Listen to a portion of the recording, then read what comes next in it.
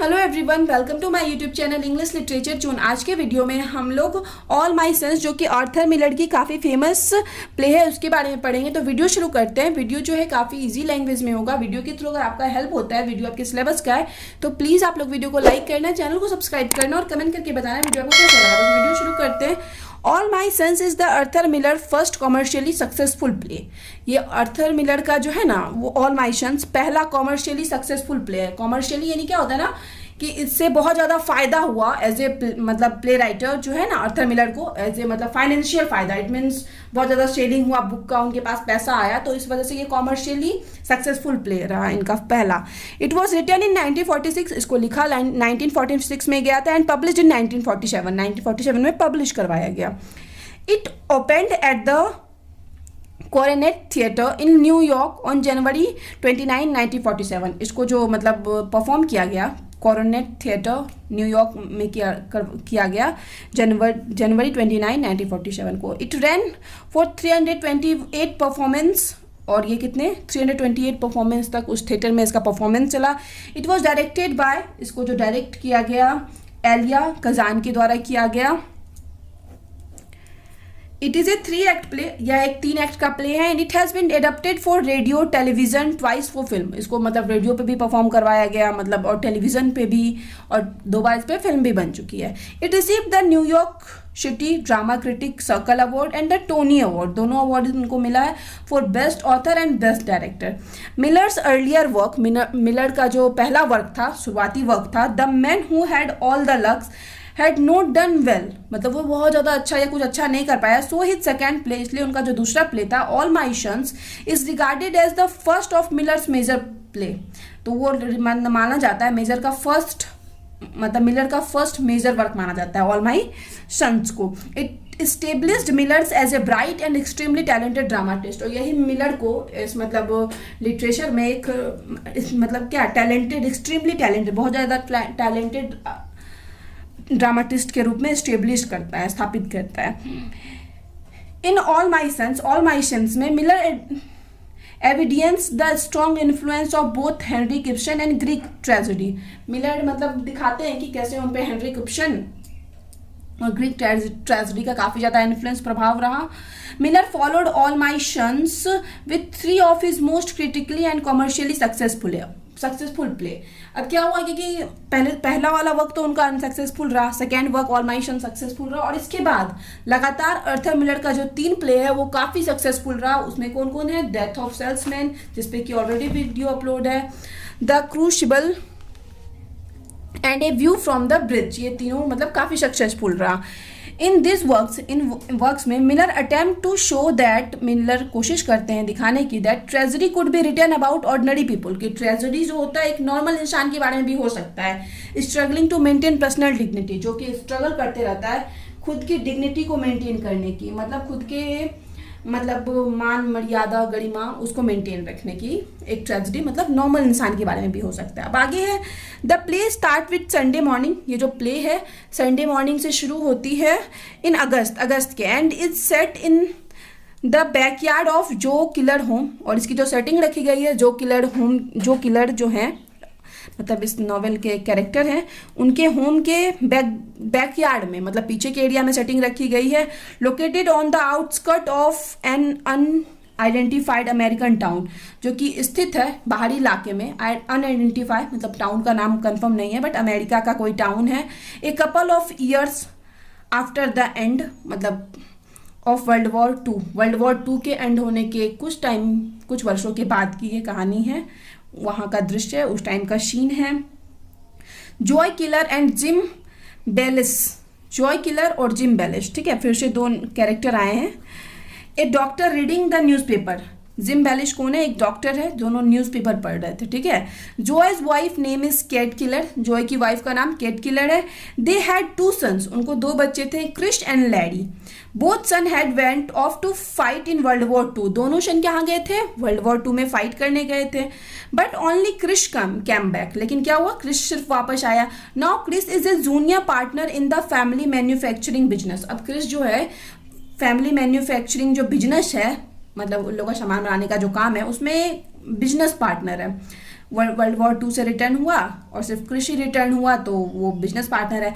After 3 years of world war, अब world war को 3 साल बीत चुके हैं, ओनली केट स्टिल बिलीव, जो केट है इट मीन्स जो की वाइफ, उसको अभी तक बिलीव है that lady is still alive, कि उसका जो बेटा है, एक मतलब एक क्रिश तो वापस आ गया, लेकिन जो लेडी है उसको लगता है क्या कि जो वर्ल्ड वॉर 2 से अभी तक वापस नहीं लौटा है 3 साल बाद भी, तो इसको लगता है कि मेरा बेटा जो है लेडी अलाइव है, मतलब एक माँ को लग रहा है कि उसका बेटा जिंदा है अभी तक। Chris tells his father, Chris अपने पिता को बताता है that Annie Larry's former girlfriend, जो एनी है लैडी की गर्लफ्रेंड, मतलब लैडी जो अभी 3 साल से वॉर से रिटर्न नहीं हुआ है, जिसको मतलब किसी को कंफर्म नहीं है कि मर गया नहीं मरा, बट माँ को विश्वास है कि उनका बेटा नहीं मरा लैडी। तो ये जो एनी है लैडी की पहली girlfriend, who is visiting the killers from New York, जो कि मतलब क्या कहाँ आती है, किलर्स के हाउस आती है, मतलब केट किलर मतलब जॉय किलर, इनके घर आती है न्यूयॉर्क से। इज देयर बिकॉज, क्योंकि Chris intends to propose marriage to her, क्योंकि क्रिस जो है मतलब अपने भाई की जो गर्लफ्रेंड है उसको प्रपोज करना चाह रहा है शादी के लिए, और कहीं ना कहीं इसके भाई की गर्लफ्रेंड को भी पता है कि लैडी जो है जिंदा नहीं है, तो वो भी मतलब चाह रही है कि उसका रिलेशनशिप क्रिस के साथ चले। Joe has no problem, Joe को कोई प्रॉब्लम नहीं है, बट जॉय फियर्स, लेकिन जॉय को डर है that Kate will not permitted, कि उसकी वाइफ जो है केट इस चीज़ को नहीं स्वीकारेगी, since Annie is Larry's girl, क्योंकि उनके हिसाब से जो एनी है वो लैडी की गर्ल है, लैडी की गर्लफ्रेंड है, and to give Annie to Chris, और एनी को क्रिश मतलब एनी को क्रिश को देने का मतलब है वुड मीन मतलब है that lady is really dead, कि रियली जो लैडी जो है सच में मर चुका है, तभी ना उसकी मतलब गर्लफ्रेंड को दूसरे भाई को दे दिया जाए, इट मीन्स कि वो सच में मर चुका है। Chris attempts to demonstrate his affection for Annie, and मतलब क्रिस क्या करता है, कोशिश करता है अपने मतलब अफेक्शन को, अपने प्यार को दिखाने की, फॉर एनी के लिए जो उसका प्यार है वो दिखाने की। And Kate tries to emphasises that Larry is not dead, और कैट जो है लैडी की माँ, वो इस चीज़ पे, लैडी और क्रिश की माँ वो इस चीज़ पे जोर दिए हुए कि लैडी अभी तक मरा नहीं है, तो तुम क्यों उसकी गर्लफ्रेंड से शादी करना चाह रहे हो। And Annie is not Chris girl, और ये चीज़ भी बोल रही है कि एनी जो है क्रिश की गर्ल नहीं है। Both Chris and Annie are worried, दोनों चिंतित हैं क्रिश और Annie, about getting Kate's blessing, क्योंकि मतलब उन लोग को भी केट का आशीर्वाद चाहिए, because Kate still sees Annie as a Larry's bride, क्योंकि केट अभी भी मानती है कि जो एनी है वो लेडी की ब्राइड है, दुल्हन है। ड्यूरिंग द वर्ल्ड वॉर 2 के दौरान there was a scandal involving Joe Keller and Annie's father Steve, एक स्कैंडल यानी एक कुछ ना कुछ ऐसा प्लान हुआ था, एक ऐसी घटना हुई थी, मतलब किसके साथ, जॉय किलर और एनी के फादर स्टीव इन घटना में इन्वॉल्व थे। Joe and Steve were partners in a manufacturing company, एक मैन्युफैक्चरिंग कंपनी है, दोनों पार्टनर थे जॉय और स्टीव। जॉय कौन है, क्रिश और लेडी के पापा, और एनी के पापा हैं स्टीव, तो ये दोनों पार्टनर थे एक कंपनी में, मैन्युफैक्चरिंग कंपनी में। That made parts for the war aeroplane, जो कि वॉर के लिए जो एरोप्लेन बनता था उसके लिए पार्ट्स बनाते थे। An order came in for airplane engine, और ये लोग को एक एयरप्लेन इंजन का ऑर्डर मिलता है। And Steve filled the order with defective part, और स्टीव जो है एनी के पिता, वो इस ऑर्डर को पूरा करते हैं, डिफेक्टिव पार्ट लगा देते हैं, ठीक है। उस एरोप्लेन में क्या लगा देते हैं, डिफेक्टिव पार्ट लगा देते हैं, कुछ खराब जो होता है ना सामान, यूज़ किया हुआ सामान, खराब सामान, वो लगा देते हैं। 21 air force pilots died as a result, और इसी का रिजल्ट क्या होता है कि डिफेक्टिव प्रोडक्ट तो लगा दिया, बट इसी के रिजल्ट के रूप में 21 जो पायलट हैं वो एयरफोर्स के वो मारे जाते हैं। स्टीव क्लेम दैट, स्टीव यहाँ पे क्लेम करता है कि Joe told him to use the defective part, की जॉय उसको बोला था इफेक्टिव पार्ट यूज करने के लिए, बट जॉय सेड, लेकिन जॉय बोलता है ही वॉज आउट सिक, कि वह बीमार होने की वजह से कहीं बाहर था, दैट इसलिए, and thus Steve had to go to prison, और ये इसलिए, और यही कारण हुआ, क्या हुआ कि स्टीव को जेल जाना पड़ा, सारा ब्लेम आ गया किस पे, स्टीव पे, क्योंकि यही पार्ट लगाया था, और जॉय बोल दिया कि हम तो उस टाइम बाहर थे। वाइल जॉय वॉल्कड आउट ए फ्री मैन, मतलब एक तरफ तो स्टीव को जेल हो गया और जॉय जो है पूरा एकदम फ्री हो गया। स्टीव सोर he would never forgive Joy, अब स्टीव यहाँ पे पूरा मतलब पक्का वादा करता है, प्रॉमिस करता है कि हम पक्का कभी लाइफ में तुमको, कसम खाता है कि हम उसको माफ नहीं करेंगे।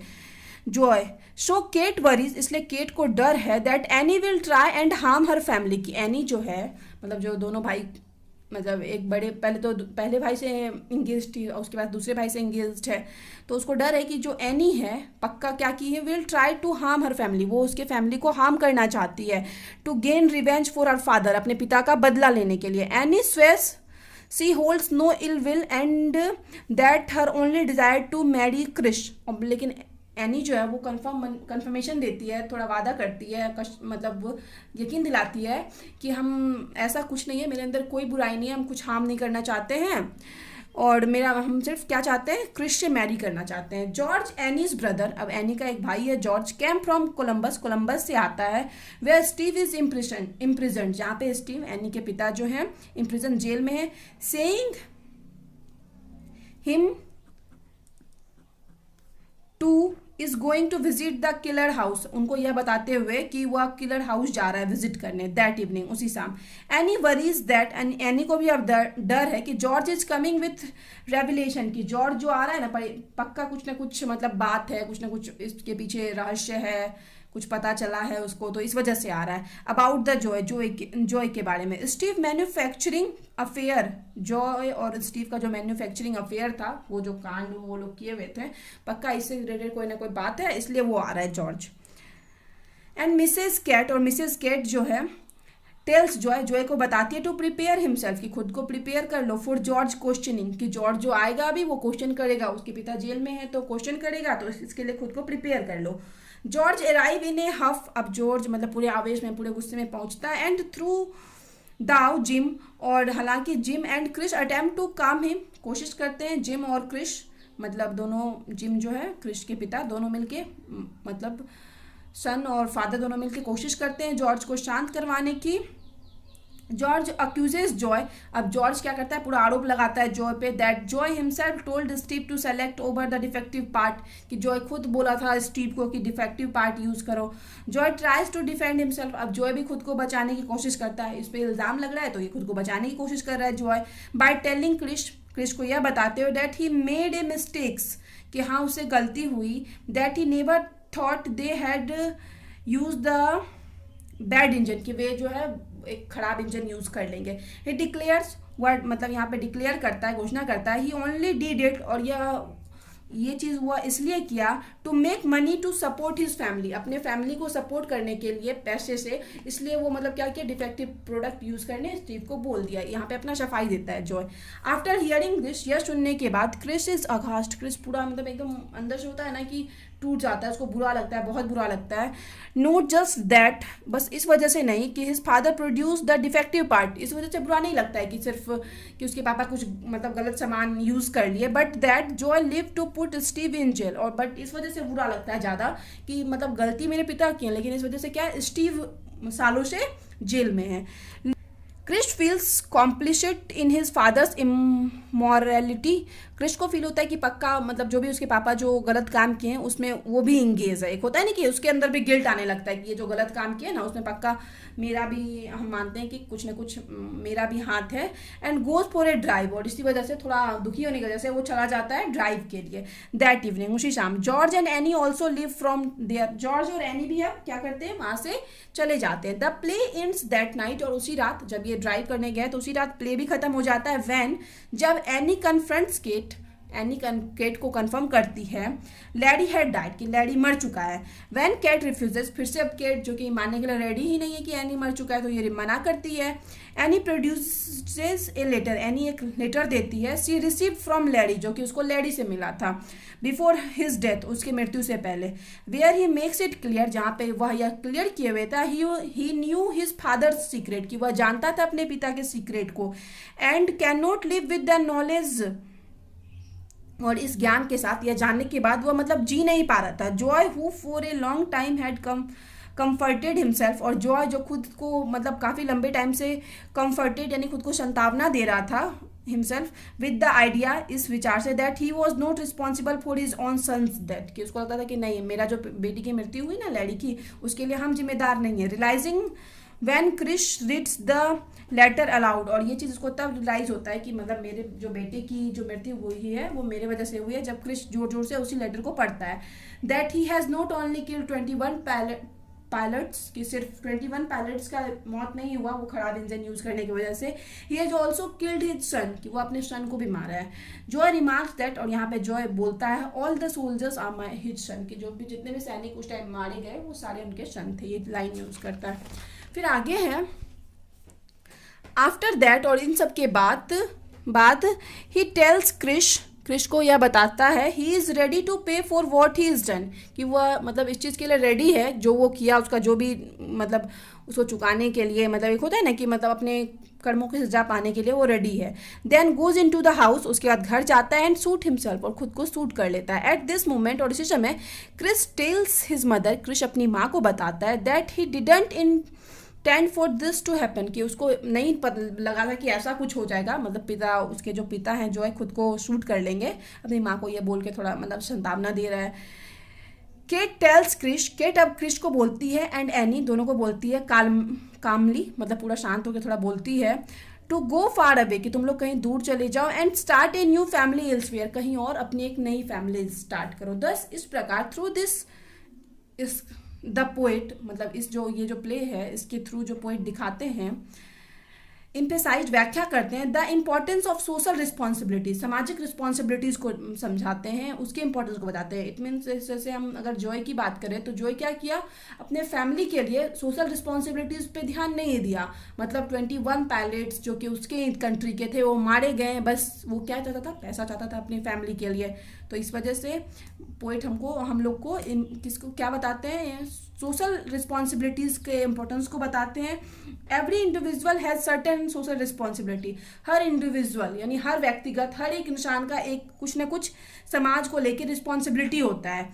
इफ़ एन इंडिविजुअल हिज और हर, कोई भी इंडिविजुअल हो, मतलब कोई भी इंसान हो, कोई लड़का हो या लड़की हो, on responsibility is given much preference, जो खुद की रिस्पॉन्सिबिलिटी को बहुत ज़्यादा प्रीफरेंस देगा, देन हिज और हर सोशल रिस्पॉन्सिबिलिटीज़, मतलब सामाजिक रिस्पॉन्सिबिलिटी से ज़्यादा ज़्यादा इंपॉर्टेंस दे रहा है खुद की रिस्पॉन्सिबिलिटी को, अपने फैमिली की रिस्पॉन्सिबिलिटी को, then the society will suffer, तब सोसाइटी को क्या करना पड़ेगा, सफ़र करना पड़ेगा। कोई भी इंसान हो वो समाज के रिस्पॉन्सिबिलिटी से ज़्यादा इंपॉर्टेंस अपने फैमिली के बारे में सिर्फ सोचता है, तो इट मीन्स क्या करना पड़ेगा, तब सोसाइटी को सफ़र करना पड़ेगा, which eventually causes troubles to his और हर इंडिविजुअल लाइफ, जो कि मतलब इवेंचुअली मतलब क्या होगा, काउज बनेगा, एक मतलब कारण बनेगा कि मतलब प्रॉब्लम का एक कारण बनेगा, ठीक है, समाज के, टू हिज और हर इंडिविजुअल लाइफ के लिए, दोनों के लाइफ के लिए, कोई भी हो, लड़का हो या लड़की हो, अगर वो ऐसा करता है, खुद की रिस्पॉन्सिबिलिटीज़ पे ज़्यादा ध्यान देता है, फैमिली की रिस्पॉन्सिबिलिटीज़ पे, सोशल